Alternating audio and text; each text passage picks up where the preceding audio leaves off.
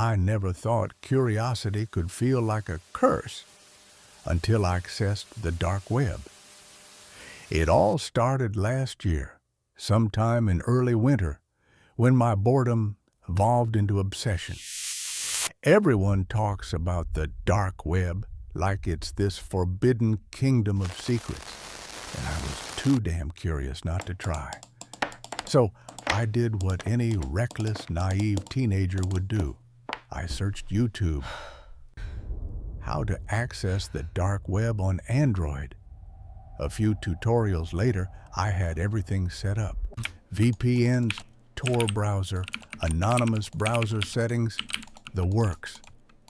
I taped over my phone camera just in case, shut the blinds, locked the door, and sat cross-legged on my bed, ready to dive headfirst into the darkest corners of the internet. At first, it didn't seem that bad. I found this massive list of hot onion links from a Reddit thread and started clicking around, visiting so-called safe or clean sites. There were chat rooms that looked like old-school message boards, filled with anonymous usernames, exchanging everything from deep political theories to strange poetry. I didn't dare post anything. I just watched, a ghost in the machine. The anonymity felt surreal. It was like standing invisible in a room full of people screaming into the void. But then my curiosity got braver. I clicked on a link titled something like Anonymous Confessions Hub. The site took forever to load, and part of me hoped it would fail. But it didn't. When it finally popped up, what I saw tore open something inside me I didn't know existed. There were paragraphs upon paragraphs of anonymous posts, raw, disturbing, violent confessions from people claiming to have killed their spouses, parents, children, even strangers. One post described how a man poisoned his neighbor slowly over months just to watch them fade. Others detailed failed attempts, regrets dripping with terrifying precision. Some seemed proud, bragging. It wasn't fiction. It didn't feel like fiction. I couldn't tell if I was reading the words of murderers, fantasists, or demons. But it didn't matter. The damage was done. My brain felt scorched. But instead of clicking off, I scrolled further. I should have like stopped. I couldn't help it. Like I needed to see how deep I the didn't. rabbit hole went. I wish I had stopped. Hey, everyone. The next What's up? site I visited Not much, had just a chilling. disturbing name I LOL. won't repeat. I didn't fully understand what it was at first. It was labeled as a community, which I assumed was another forum or chat room. But when it loaded, the tone immediately shifted. Every message, every thread was laced with sickness. This was no longer theoretical violence. This was perversion and depravity in its purest form. I won't go into detail, I can't, but the site centered around topics that made my blood turn to ice. These weren't just criminals, these were monsters. And they were chatting casually, laughing, encouraging each other. It was the first time in my life I physically gagged from reading words on a screen. I backed out immediately, heart racing, but my finger kept moving, like I had to push further, prove something. I found another link, this one with an unassuming title. But the moment it opened, I knew something was horribly wrong. The homepage displayed a catalog of products. That's what they called them, products. Skins, bones, rare collectibles.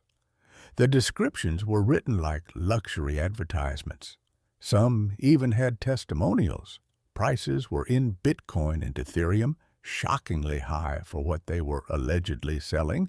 Human remains, items made from people.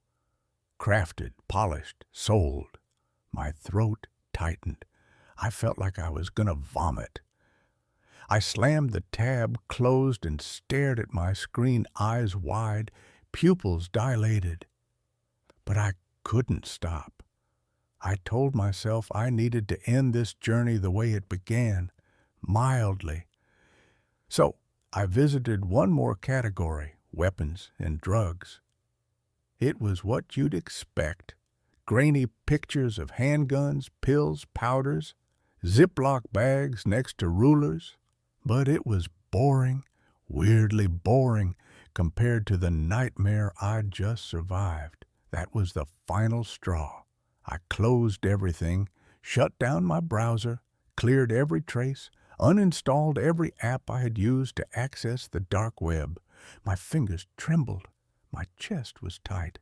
I couldn't even bring myself to cry. I just stared at the wall, headphones in, music blasting, trying to drown out the rot that had infected my mind. I didn't sleep for 2 days. When I closed my eyes, I saw screenshots burned into my vision. The confessions, the conversations, the products. But slowly, as the days passed, my life returned to a fragile version of normal. Until the message came. I was sitting on the couch, texting friends on WhatsApp, laughing at memes, pretending the world was okay, when I got the notification, ding ding. A new message from an unknown number, an international number. I didn't recognize the country code. I opened it without thinking. The message was short. Why are you ignoring me? My chest seized up. For a second, I thought maybe it was a scam, random spam, a phishing attempt. But something in my gut screamed otherwise. I blocked the number, nervously laughed it off, and tried to pretend it was nothing. The next day, another ding, same thing, same number. You can't ignore me. I'm still here. You can't run away. My stomach dropped. My fingers froze. That's when it hit me. Someone had found me. Someone from those sites. I blocked the number again. This time, my hands were shaking. I told a few close friends. One of them admitted the same thing had happened to him a year ago. Same process, same curiosity, same consequences. He said it got worse. Eventually, the texts turned into phone calls. Creepy, whispering phone calls. He had to change his number to make it stop. That night, I couldn't breathe properly. I was spiraling. I debated telling my parents, but how could I? Hey, Mom. Hey, Dad. I might have attracted a psycho stalker from the dark web because I was being stupid. Yeah, that would go over well. I tried to write it out. Pretend again. But the next day brought another message. A new number. Why did you block me? You can't do anything now. That was it. That was the moment I knew someone had my number. Someone had breached my life. And it wasn't random. It was targeted. I blocked that number too, deleted WhatsApp, deactivated Instagram, Snapchat, everything. I ghosted the internet. I even considered changing my phone entirely. I lived like that for a week, waiting, praying, and things seemed to calm down until they didn't. It had been nearly 10 days since the last message, and just when I thought I could breathe again, my phone buzzed. Not with a WhatsApp notification this time, but an SMS. A raw, direct message. No app, no filter. Running doesn't help. We see everything. I stood frozen, my phone dangling from my fingertips like it had turned radioactive. How did they get my actual number now? I had deleted everything, changed my privacy settings, even turned off location services, but none of it mattered. They had their hooks in me. That night, I slept with the light on and the door locked, my phone powered off and stuffed in a drawer beneath some old clothes like that would somehow block them from reaching me. But the damage was done. A few days later, things got weirder. My Spotify recommended playlist started showing strange glitchy tracks I'd never listened to before, eerie static noises layered with distorted voices, whispering phrases I couldn't fully understand. I thought I was going insane. Maybe I was. But then, one night, while scrolling through YouTube on my laptop, a video auto-played out of nowhere. Not something I clicked. It just launched. The title? "Why Are You Ignoring Me?" My heart nearly stopped. The video was only 8 seconds long, but in those 8 seconds, I saw something that turned my blood into ice. It was my room, my actual room. Same wall posters, same unmade bed, same hoodie hanging off my chair. But the lighting was wrong, dimmer, like it had been recorded through a night vision lens. There was no one visible, no movement, but the angle, it was taken from above, from where my ceiling fan was. And I don't have a camera up there. I slammed my laptop shut and backed into a corner, chest heaving, staring up at the fan like it was alive. I ripped it off the ceiling the next morning, only to find nothing. No wires, no bug, nothing I could see. But the paranoia had already eaten its way inside me. I stopped going out, barely ate, flinched every time my phone buzzed, every time I heard footsteps in the hallway. I finally broke and told my dad. Not the whole thing, just that I'd been getting strange international messages, and I was scared. He was surprisingly calm, didn't ask too many questions, and told me he'd talked to a friend of his who worked in telecom. 2 days later, Dad told me his friend couldn't trace the numbers. They were masked using bounce-back techniques through countries like Lithuania, Cambodia, and the Cayman Islands. Basically, the trail was scrambled, impossible to follow. I asked him if I should change my number. He said yes, I did. Fresh number, new SIM, a reset. I even got a cheap second-hand phone to use while I let my main device collect dust in a drawer. I felt like I had slipped back into the real world. Finally, peace. Until the call. Not a text, not a notification, a real incoming call at 3:09 a.m. from a number listed only as unknown. Against every instinct screaming in my head, I answered, just to end it, just to yell, just to say, "Leave me alone." But there was no voice, just breathing, ragged, too close to the mic, the kind that sounds like someone is crouched behind a closet door. After 20 seconds, it cut off. I stayed awake until sunrise, pacing like a prisoner in my own home. The next day, I got bold, or maybe just desperate. I reinstalled Tor on a burner laptop and went back not to browse, but to find out who was doing this. Maybe I thought if I confronted it, it would lose power over me. Maybe I was too far gone to care. I traced back to the original confession forum I visited that first night. It looked the same threads, same filth. I made a dummy account and posted a vague message in one of the confession subthreads. "If you're the one sending the messages, I'm here. What do you want?" It took 23 minutes for a reply. No username, no profile, just one message. "I wanted to see if you'd come back." I stared at it, skin crawling. I replied, "Why me?" No response. I refreshed the page every 2 minutes. Nothing. Then, after 13 minutes, "Because you stayed longer than most." That was the last message.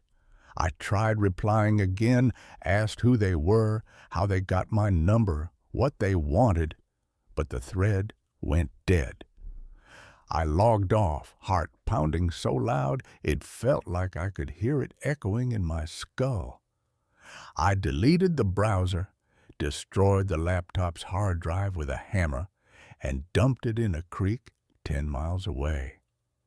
But the silence afterward was even worse. Days passed, then weeks. No messages, no calls, no ghostly music playlists or shadowy videos. Everything went dark, and that darkness, quiet, suffocating, was somehow more terrifying than the harassment. It felt like being watched through a one-way mirror.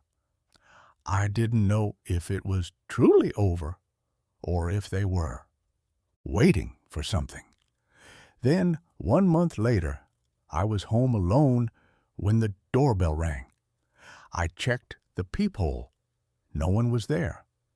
I opened the door slowly, heart thudding in my ears, and at my feet lay a small, square package wrapped in brown paper. No address, no label, nothing. Just twine around the middle and a sticky note taped on top that read, "Do you still want to see more?" I didn't touch it. I backed away, slammed the door, and called the police. When they came, the package was gone. Just gone. Vanished. No trace on the security camera. No footage of anyone approaching or leaving the porch. The officers shrugged it off as a prank, said maybe kids in the neighborhood were messing around, but I knew better. This wasn't a game. This was a message, a test. They were watching. They had always been watching. Every click, every site, every second I lingered on their pages, they were logging it, measuring my curiosity like bait. The scariest part wasn't what I saw on the dark web. It was the fact that something there saw me back, and it remembered me. It chose me. I stopped using the internet completely after that. No apps, no emails, no social media, no nothing. I started journaling on paper, listening to vinyl. I even bought a flip phone. My friends thought I was insane, but I didn't care. I was alive, I was safe, or so I hoped. Because no matter how hard I tried to convince myself it was over, part of me knew it wasn't. Because every few nights, when I'm lying awake in bed, with the curtains drawn and the lights off, I swear I hear something tap against the window just once, never twice. Just enough to remind me the dark web isn't a place you visit. It's a place that follows you home. I thought cutting the cord would save me, that if I stayed offline long enough, the shadows would forget me, that the nightmare would fade like a bad dream caught in the fog of morning. But I was wrong. You don't unsee what I saw. You don't unknow what I now know. And monsters don't forget the ones who looked them in the eye. I kept to myself, lived in analog, avoided screens like they carried a virus. For months, there was silence. No messages, no packages, no phantom breathing on midnight calls. I even started to believe it was over. Until the dreams started, I'd wake up drenched in sweat, heart pounding like it was trying to dig its way out of my chest, with fragmented images burned into the backs of my eyelids. Images of rooms I'd never seen, faces with no eyes, static that sounded like screaming. The worst part? I wasn't dreaming in first person, I was dreaming in third, like I was someone else, or like something was dreaming through me. I started drawing them in the margins of my notebooks, crude sketches of doorless hallways, twisted symbols, a phone with a cracked screen that always displayed 3:09 a.m. I didn't know why, but I couldn't stop. It felt compulsive, like scratching an itch buried under my skin. My parents grew worried. They sent me to a therapist. I lied to him, told him I was just having some anxiety, nothing serious. But deep down, I knew this wasn't just anxiety. Something had followed me out of that digital abyss, something that didn't belong to this world. One night, during another sleepless stretch of hours, I flipped on my old flip phone out of impulse. I hadn't used it in weeks. The inbox was empty. Of course it was. But then, as I was about to shut it off, it lit up. One new voicemail. No missed call, no notification, just a voicemail. My stomach dropped. I put it on speaker and pressed play. What followed was 43 seconds of silence. But not just silence, layered silence. Beneath the void, there was the faintest sound of something ticking. Not a clock, not a watch. A digital countdown, as if something had been activated. I deleted it and tried to tell myself it was nothing, a glitch. An old message finally pushed through. But denial has an expiration date, because 2 days later, while walking home from school, I noticed a man across the street standing perfectly still, not moving, not blinking, just watching. He wore a dark hoodie, gray, just like the one I had worn the night I accessed the dark web. He didn't follow me. He didn't speak. But the next day, he was there again. And the next. All was across the street. All was silent. I tried taking pictures, but every time I checked my gallery, the images were corrupted, blurry static, like the camera itself refused to capture him. I showed my dad. He said I was being paranoid, told me to take a break from everything, even school. So I stayed home the next day. But around 1:43 a.m., the power went out. All at once, no storm, no warning, just black. I lit a candle, sat on my bed, and listened. That's when I heard it.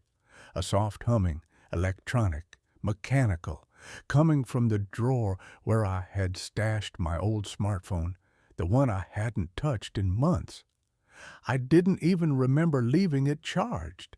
Slowly, I opened the drawer. The screen was on.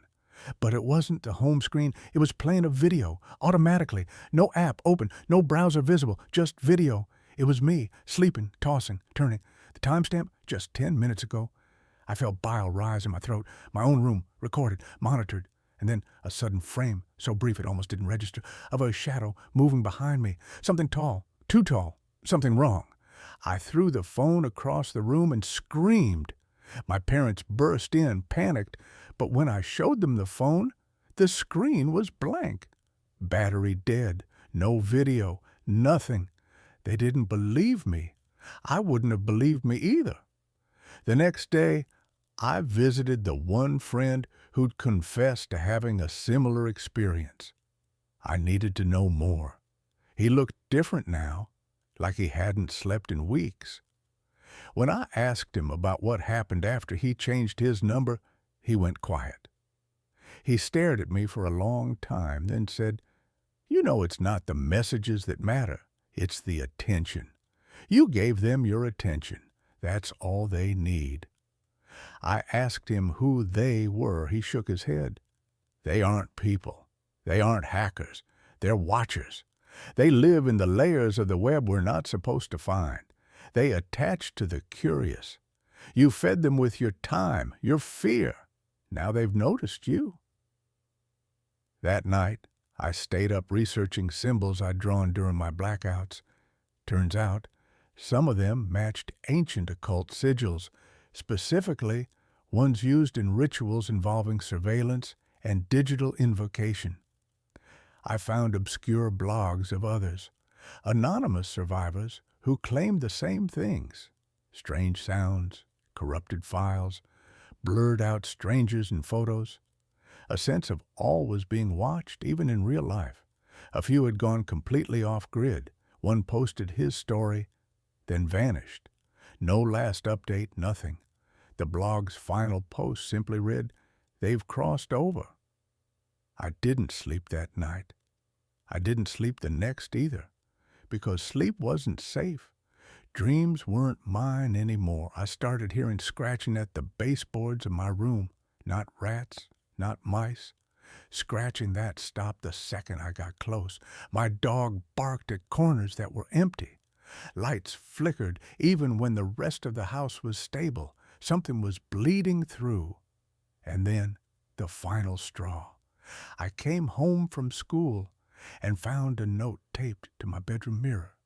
Handwritten, no envelope, no explanation, just 5 words. You kept the camera uncovered. My heart stopped. My hands went cold because I had. That first night on the dark web, I covered the back camera but forgot the front. They had watched me the entire time, every flinch, every scroll, every breath. I didn't even notice the tiny red LED that had blinked for just a second before I'd pulled up that first page. I collapsed into myself that night, paralyzed by a truth I didn't know how to fight. And then I understood. This wasn't just a haunting. This wasn't just a virus. This was an invitation I unknowingly accepted and one I couldn't revoke. They weren't after my data. They weren't trying to scam me. They just wanted to be seen, to be let in. And I did. Through curiosity, through clicks, through every second I stayed when I should have run. I don't use phones anymore. I don't touch computers. I haven't gone online in almost a year. But every now and then, someone new moves in next door. Or I spot someone lingering across the street. Or I hear a phone ringing in the distance, the exact same ringtone I used to have. And when I dream, I don't see through my eyes anymore. I see through theirs. Watching, always watching. So if you're reading this and you're thinking of exploring the dark web, don't. Not out of fear of what you might find, but because of what might find you. Because once you see them, they see you. And some doors, once opened, can never be closed again.